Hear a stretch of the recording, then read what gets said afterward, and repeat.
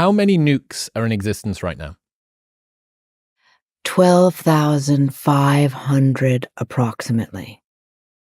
And where does that number come from? How do we know Mhm. that that's the number? Yeah.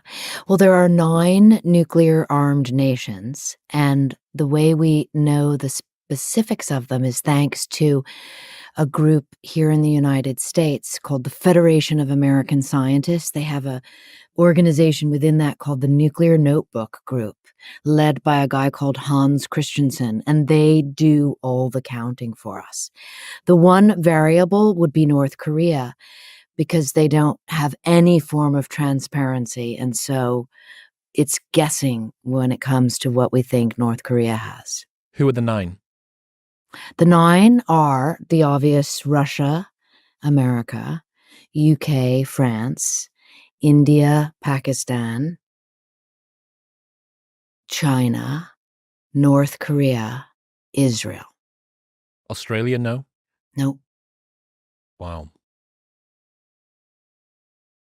How do we know that countries aren't giving a United States organization purposefully underreported numbers to make us think that they've got fewer, that they've gotten rid of it, that they've de-escalated, when in fact they've Yeah. still got loads? Well, some of the treaties, which are like being threatened right now, ask for transparency and also inspection. And so, like, for example, people go to Russia on our side and vice versa. Things can get held up when there's direct conflicts right now.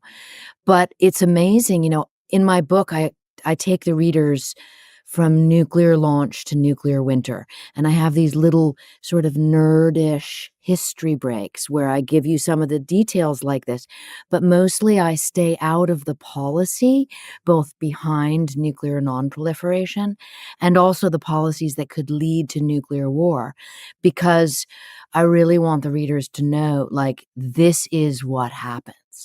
And the things you're asking me are super important because they have to do with sort of preventative ideas. This idea that if we are more transparent with one another, and I'm talking about the nuclear armed nations, there's going to be communication on some level. Yeah, it's interesting. I wonder if it's true. I wonder if 12,500 is the actual number. Right. It would make complete sense.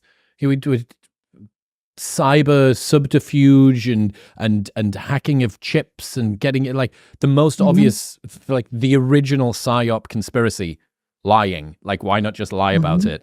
Hide them, put them in a place that it's not, like treaties. And I don't know.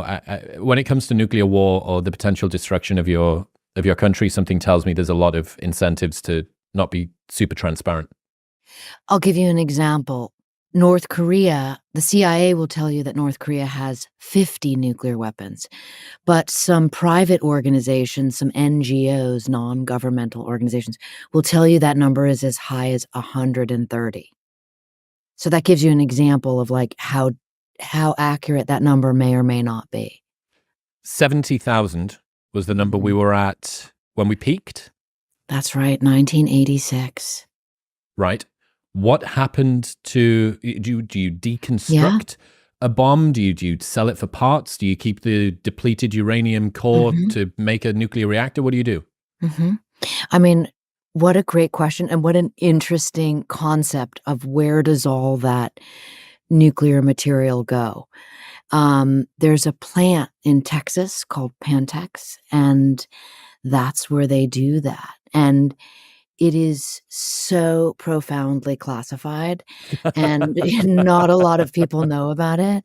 And it's almost certainly on, everybody's nuclear strike target list, because can you imagine the mayhem that would ensue if you struck that? There's just so many precariously dangerous situations. It feels like any site that has to do with anything that touches a nuclear weapon becomes, radioactive, like literally and figuratively.